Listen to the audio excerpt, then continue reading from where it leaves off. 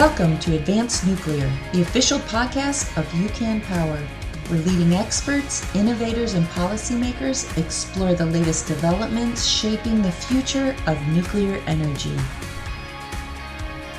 Our guest today is Braden Stover, Chief Policy Officer at the Tennessee Department of Economic and Community Development.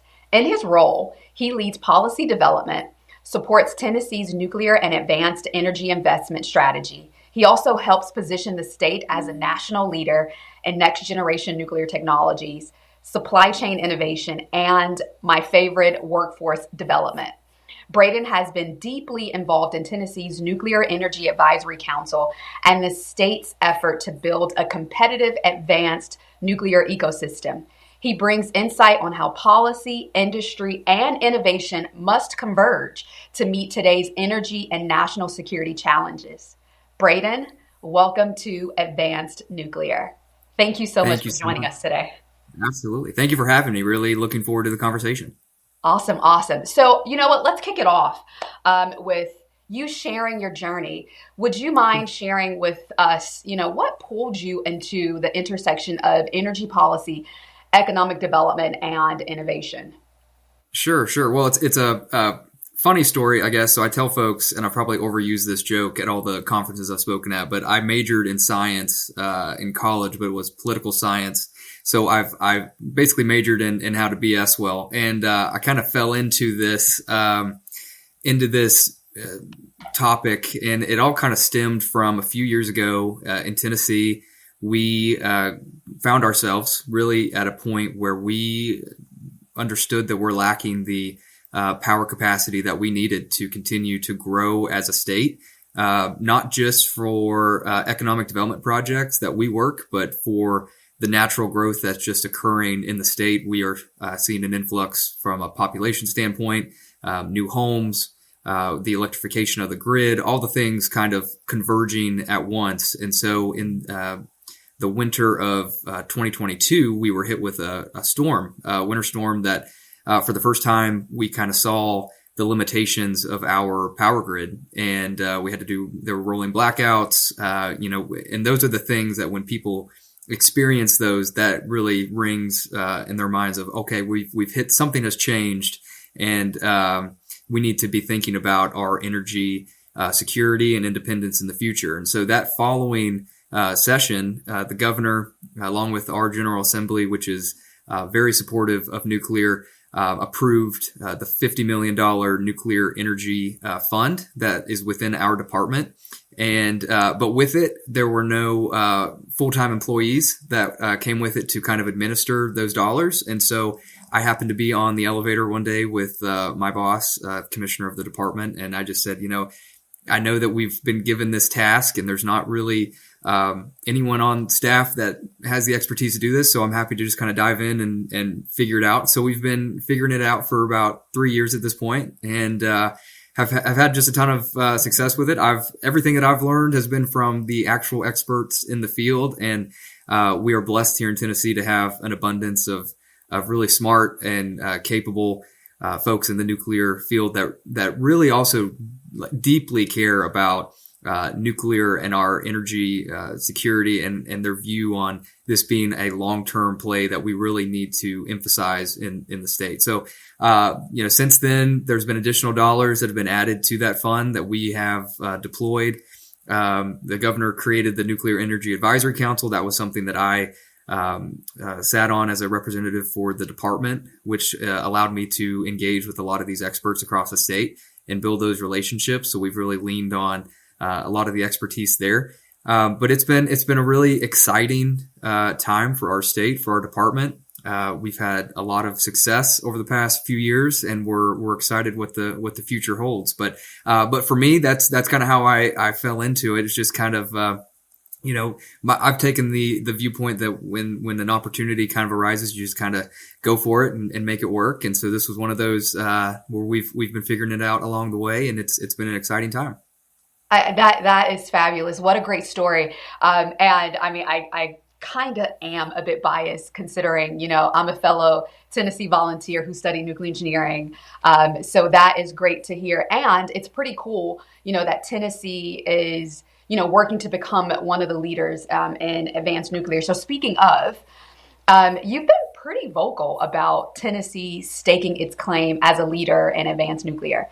Now, could you share what makes Tennessee so uniquely positioned for this moment?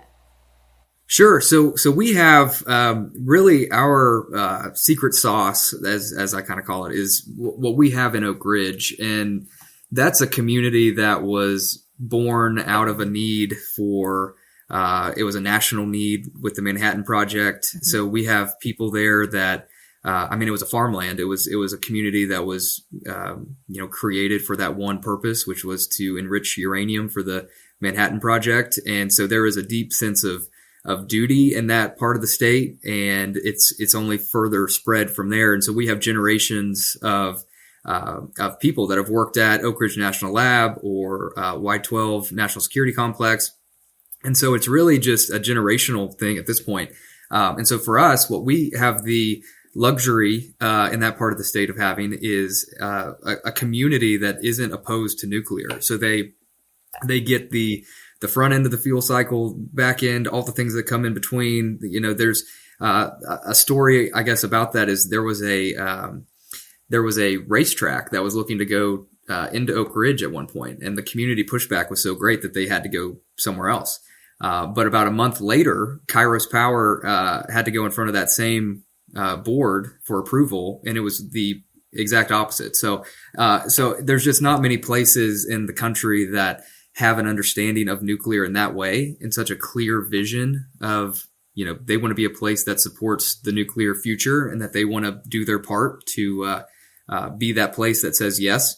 And so that's been a really helpful thing for us. So that would be kind of one thing that I would say would make us unique. The second thing would be, building on that, is our leadership from the local level all the way to our state partners and our federal delegation.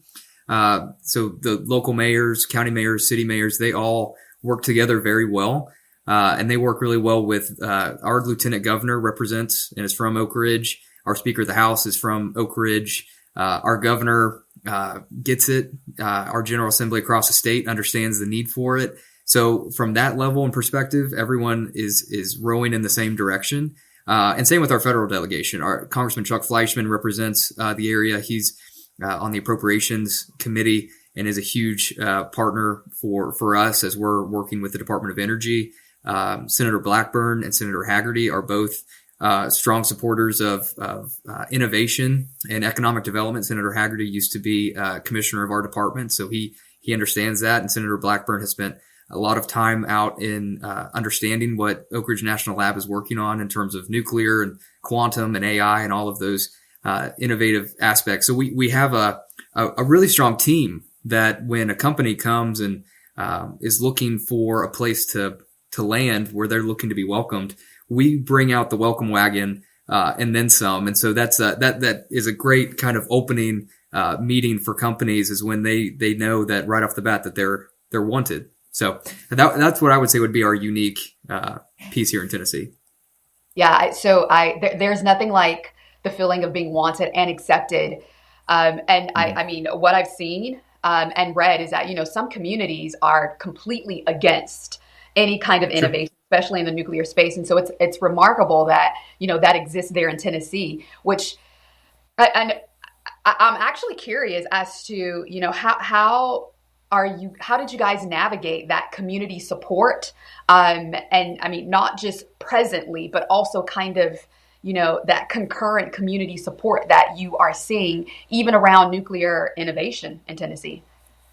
Sure. So it's one of those things that with our department, we are very big on. We don't push anything from kind of the state down. We always take our lead from the local level up. And so that really was something that was kind of a no-brainer from the get-go. It's something that they've been really supportive of and have actually been advocating for years, was how can we better leverage the assets in that part of the state.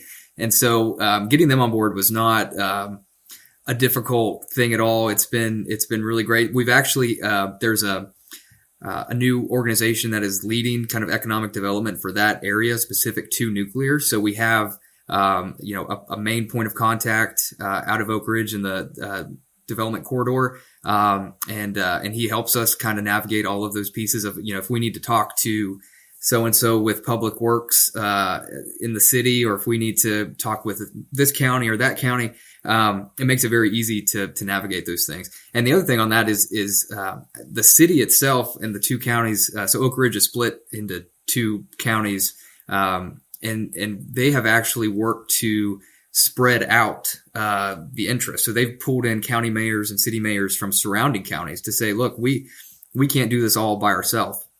And so we've been working with them to really pull in, the entire region to be able to support this effort. Oh, I love that. I love that. And so my next question was going to be like, how does that look like? What does that look like on the ground? Or like, what does success look like? And you've touched on that more. Is there anything else in addition you want to share to kind of how you guys are defining success in that way? Sure. So we, when it comes to success for us, we're really trying to create a nuclear ecosystem. Kind of the thing that we would probably most closely associate it with would be what Silicon Valley has done for just broad innovation, where you've got a group of people that just kind of they just know that that's the place to be, and if they want to be in that industry, that they just kind of converge there and they learn from each other, and it's kind of building that network. And so we've really strived to make that, Oak Ridge, greater Knoxville area be a place for innovation. And so creating that flywheel effect to where, we can bring all these companies here, but then letting them take it from there. And they partner so well with each other. It's just really cool to watch. I was on a call this morning. One of the things we recently have done is establish the Tennessee Nuclear Network, which is really a way for industry to engage with each other, but also engage with us as a state, with workforce development partners. And so we get together every month to just kind of hear what everybody's working on, that kind of around the horn type deal.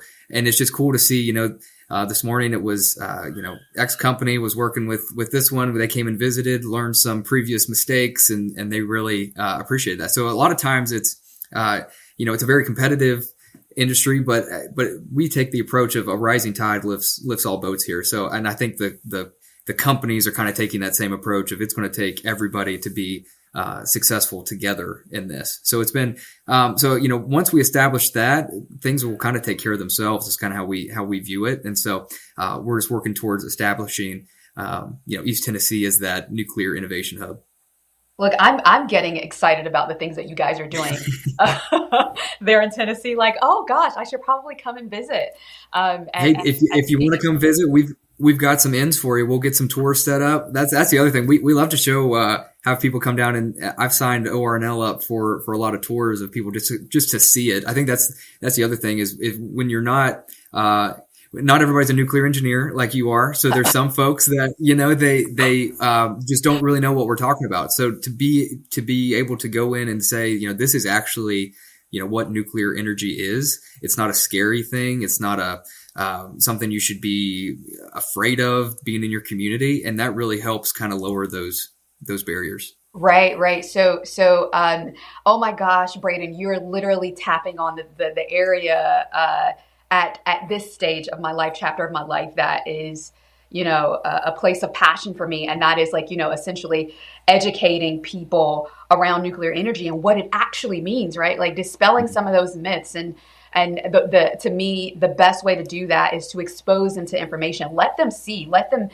I say this metaphorically speaking, see, feel, and touch, like what it means to say, oh my gosh, right? Like, no, it's not, as fearful as, things that people have made it out to be. So absolutely. I'm definitely going to take you up on doing a few tours. Anytime. Yeah. So that there's a ton of excitement around SMRs and microreactors. From your vantage point, what is the real opportunity here for a state like Tennessee? Sure. So we've taken an above everything is on the table approach. And so, a lot of different places will say, we want this aspect of nuclear, but not this, or we understand that there's a front end from the enrichment side. We did an announcement with, Orano, I guess a year ago at this point, a little more than a year, where they're going to be, enriching uranium in Oak Ridge. That was the largest single company investment that we've been able to secure as a department in our history. So in the nuclear space. So we're really excited about that. And all the way to the back end, we just announced a project with Oklo where they're going to be recycling. And so all of those things really blend together. And what's super exciting about it is the way that Oak Ridge is set up. We've basically have these really large, tier one kind of nuclear companies that are within hundreds of feet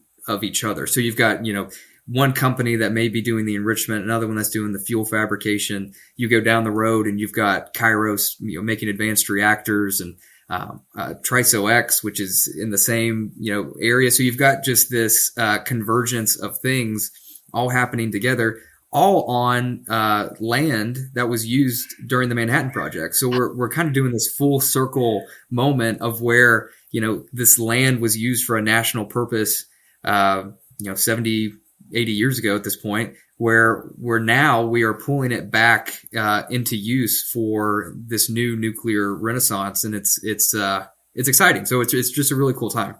Oh yeah. So the interesting thing is, I went to a documentary centered around nuclear and the advancements that are happening within the innovative space, and I was so surprised to see so many young people in the room, right? And it was just the convergence of, young, excited folks gathering around nuclear energy, understanding what it really means for our national security. And then also, the people that have been in the industry for decades, bringing in their expertise and their experiences so that, we can come together and devise a plan that gets after, some of our power needs here. So that it's exciting to see again that Tennessee is at the forefront of it all. So here's where we get into something that is a favorite of mine. You talk about workforce and supply chain, which again, this I love, because that's the part where people don't realize it's a make or break kind of situation. Where do you see the biggest gaps right now?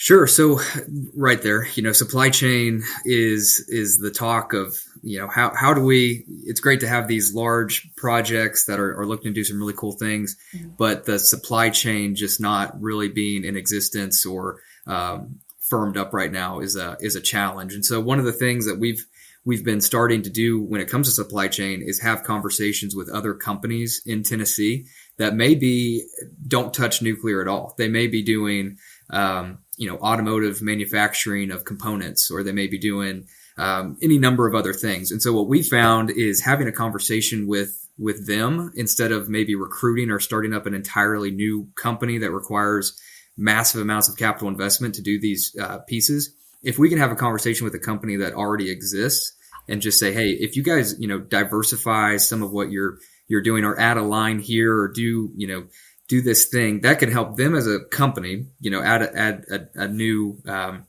income stream. But it also helps what we're doing from a timing standpoint. We're not creating a whole new production. We're just kind of building a certain thing that's needed for the industry. So we're having those conversations, and that's also a way that we're looking to get other parts of the state involved, because we're a heavy automotive state. Okay. And so the assets there from a manufacturing standpoint are there. They just may not know that there's an opportunity with nuclear. So that's something that we've taken a great interest in, is having those conversations. And then from workforce, that is, I had a conversation yesterday with a community college about this very thing. They're very interested in developing the nuclear workforce. They just don't necessarily know what's needed. And so kind of matching those up, it's again a chicken and egg situation. We know what companies are saying they need on the front end right now, but a lot of these have a long lead time of 5 to 10 years to get up and running. And so how do we make sure that students that are in that are majoring or getting certificates in nuclear right now have job opportunities, and then how are we ensuring that then in the long run that these companies, as they ramp up, have the people there too. And that's where we've partnered really closely with the University of Tennessee and they have gone around the state to really get into the K through 12 system because, as we're also thinking, the second graders of today are going to be the ones that are majoring in this and kind of right out of college are going to go into this. So we need to get to students sooner to make sure that they have an interest. And if they do, that they understand what opportunities they have, not just from 4-year institutions, but our Tennessee College of Applied Technology. So from a trade standpoint, our community colleges, we're all, navigating that in a way to make sure that we aren't, overproducing the amount of graduates needed, but that we're kind of right sizing it. So that would be a challenge, but we're definitely working through it. And that goes back to the partnership piece. We just have so many partners that are willing to dive into such a big issue as workforce development. But it's something, again, that's really important to Governor Lee. Last week we announced a program called Tennessee Works. And so this all goes together of making sure that we have workforce for the future, and that we're able to support companies as they grow.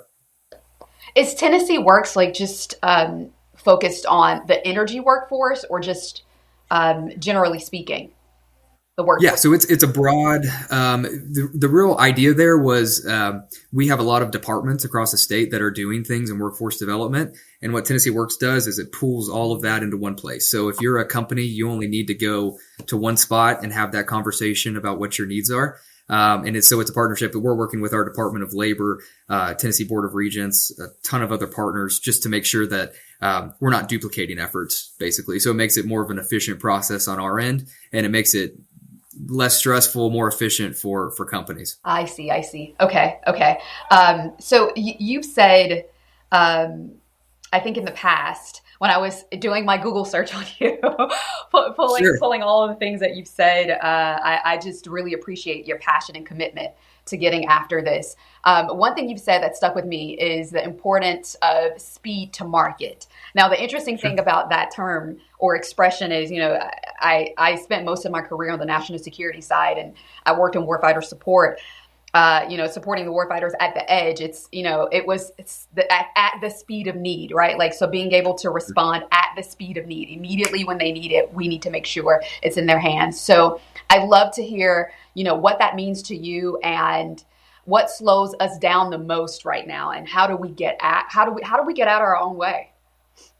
Sure. So, I think that the nature of nuclear is it just takes a long time, or has taken a long time to get permits approved, to get financing, to really get off the ground. And that, the more time it takes to do that, the more expensive everything becomes. And so what I would say from a positive standpoint is, we had the NRC chairman in Oak Ridge this morning, talking to really a community group of business leaders, and just talking about how they're taking an approach of, we don't want to be the ones in the way of this. And so to hear that from the regulatory side of kind of getting that out of the way, and with the ADVANCE Act and a lot of other initiatives at the federal level to really streamline a lot of those regulatory burdens that have been in the past, that's going to be a huge help. And then I think the other part of the speed to market has been the financing. And what we're seeing now is kind of the use of nuclear as a means to the AI end. And so, having AI and that demand there is going to really help, I think is going to really help get this sped up a lot faster. Because, our experience with kind of the large AI tech companies is slowness is not in their vocabulary. So that you got to move quickly. And, if they're the ones that are putting in, billions of dollars at this point to make sure that they have the power that they need, then that means everybody else has got to kick it up. So definitely seeing a lot of progress in that space. And I think it's only going to continue to improve in terms of the speed to market component. I mean, the other part would be, Department of Energy announced the program to try to get some reactors approved, I think by July 1 of next year. So some companies in that program, we'll see how that plays out. But I mean, just having a federal agency that is so devoted to speeding this up and doing everything they can to get out of, to your point, getting out of our own way. Right. I think that is just a huge benefit, and I think it will pay off in the long run. If you could, speaking of policy and DOE and NRC and the timeframes it takes to, just get approval to do anything within the nuclear power space, if you could wave a magic policy wand and change one thing tomorrow to accelerate the nuclear deployment, what would you change? Sure. So I guess building off of what I just said there, I think we're moving in a really positive direction. So I think all of those things are really helpful. If I could change one thing, it's and this is very Tennessee specific. Oak Ridge sits on about 30,000 acres of federal land. It's a whole reserve there, and what we have maybe success has been our greatest challenge over the past few years is the land that we have had for economic development purposes. We have largely used most of that. And so if I could wave a magic wand, it would be kind of if we could unlock some additional land in that part of the state for us to use for these projects, that would be huge. I know a lot of that takes some time of transfer of property and those kinds of things. But yeah, if we could have access to that goes back to just, we're a place that has the community that's ready to go on this. And I think that, if you're a company that's wanting to move quickly and avoiding that whole conversation of, community support and just being able to say, hey, there's a site over here that I know I can go to and get to work on, that makes their lives a lot easier. So yeah, if I had my magic king for a day thing, there would like a few more parcels of land in the Oak Ridge area that we could utilize for some of these projects. Yeah, that's where the innovation really should focus on. How is it that we produce more land, right? Like, yeah, can always use more. But yeah. So let me ask you this: if let's just say Tennessee gets this right, and I'm an optimist, so I know that Tennessee's going to get it right. But if Tennessee gets this right, if we truly lead, Tennessee truly leads, what does that mean for our economy? What does it mean for our workforce? What does it mean for our national competitiveness? Sure. I think the opportunities are really limitless at that point. If we can really get this nailed down and be able to produce, multiples of a kind of small modular reactors that then we can deploy wherever they, need to be, and kind of put them throughout the country. That means, thousands of jobs, thousands of families that then have high paying jobs that then can support their families, not just in Tennessee and not really even just in the US, but, thinking about what nuclear could mean for the world and some parts of the world that don't have access to electricity, just the ability to turn the lights on. So just how, on the various sizes of SMRs and being able to deploy those around the world, talking about AI, our national security, how important it is to have the power for those centers. It's just, there's so many things out there. And then all of it kind of ties back to, what we do every day at our department. If we have the ability to have, an SMR, any type of reactor that can be deployed, that allows us to do massive projects with, automotive manufacturers, other industries that require lots of power. So it enables us to further diversify our economy and make us stronger in the long run. So, there's just, so many things that could really just open, long-term, opportunity for us. And that's not even talking about, we haven't really talked about fusion yet. I'm still getting the nuclear fusion part of my brain working, but we've planted our flag in the ground here in Tennessee of also supporting, nuclear fusion. We've got Type 1 Energy here. ORNL is a leader in the fusion space. So we've said, look, if it's definitely not going to happen if you don't have people that are innovating and thinking about these things and supporting it. So that's another aspect of it. We want to make sure that in the really long term, if we can get fusion on the grid and when what that opens up, tons of opportunity there. So if you've not guessed from just my personality, I'm a very much let's shoot for the stars and kind of go after and get and try to say yes as much as possible. That's where I've been, but just so much opportunity in this space that we're just really excited about it here in the state. I love that. So it's interesting. because one of the things that I tend to live by is say yes unless there is something that secures an absolute no, right? Like if it's like screaming no, no, no, then yeah, it's a no. But say yes, because it can open up so many doors and lead you to so many places. Especially, in the innovative space, not just in energy, but like, in various aspects of tech. So I'm glad that we share that level of optimism, and it's clear you're a dreamer because I can pick up on that. Now, it's interesting also because it's almost like you had my questions. I was going to ask you about, what are you the most optimistic about, as it relates to advanced nuclear here in the U.S.? Sure. I guess what I'm the most optimistic about is just the bipartisan nature of nuclear and how it seems that it's something that we can all get behind and know, that this is something that's fulfilling multiple needs for us as a country. And that's something that I think is just from a national perspective, having that topic of where, there's not really a fight. It's like everybody gets it. Everybody understands why we need to be moving in this direction. And so that just really excites me. And one part, I guess, specifically to the whole, fuel cycle piece and the opportunities in here, the part there that excites me is the recycling part. I think if we can, showcase the benefits of recycling this material and being able to reuse it and use it for other aspects of nuclear, whether it's isotopes or reusing in reactors, and eliminating that piece of the conversation of what happens to the waste. I think that could solve for so much of what we see, what I hear from other parts of the country around concerns of around nuclear. So the recycling piece, waste management, that may not be the sexiest piece of nuclear, but it's definitely one that I think if we can solve for that can really open doors for really anybody across the country of knowing that piece is taken care of. Oh, we are in alignment. You have my vote there. I believe there's always an answer. Now, whether it takes us 3 minutes or 10 years to discover what the answer is to the question, there's always an answer.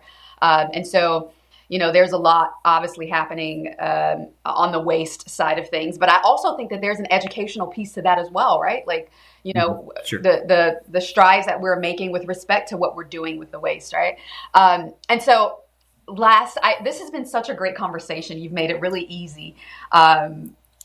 I would like to know, as we wrap up, Braden, what's one idea that you hope listeners will carry forward from our conversation today? Or even outside of our conversation? Sure. Yeah. No, I think if there's one thing, if I wanted other folks, and I've been at conferences and events with other states and just kind of the, nuclear advocates in other parts of the country that may not have it as easy as it may seem that we have it here in Tennessee. I guess the one thing I would take away, two things would be, I would just say keep going for it and just keep educating folks, keep telling the story. It's something, my view on nuclear is it is something that we absolutely have to embrace and we have to do, or else to me, there's really no other long-term, solution that's going to enable us to continue to grow and thrive as a country. So we need advocates to kind of keep the faith and stay the course and really stay plugged in on this. And so I would say just kind of keep doing your thing there. And then for us, think of us as in Tennessee as a partner in this. So if you're listening from any other part of the country and you're wondering how Tennessee is doing this or Tennessee is doing that, please reach out to me, reach out to really anybody in the state. We're willing to, we're not viewing this as a Tennessee centric, opportunity. This is we need every state to be successful and we need every state to have the tools that they need to be successful. And so if we can help by sharing information or, sharing resources or people that we know that could talk to communities, we are the volunteer state, as you mentioned earlier. Go Vols! Go Vols! So we're definitely willing to go out and help wherever we can. So think of us as a willing partner in this. And we're always looking for ways to team up with others. This is going to sound a bit cliche, but we are all in this together. Whether we agree on that or not, we are all in this together. It's a one team, one fight, and that has been exemplified in our conversation today as you've represented Tennessee's assets and where they are in the nuclear space. So thank you so much. This has been fantastic. Is there anything else that you'd like to share before we close out today?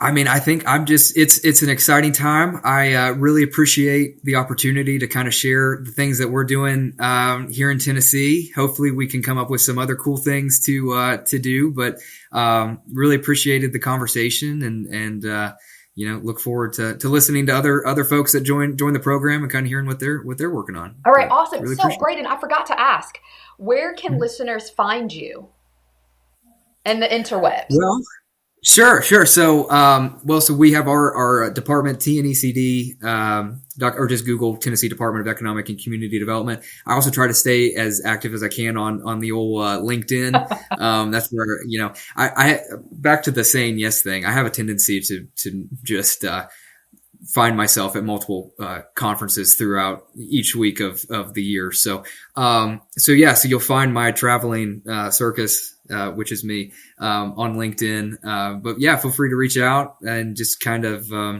see what we're up to. I try to share info there on what we're doing as a department, what we're doing as a state.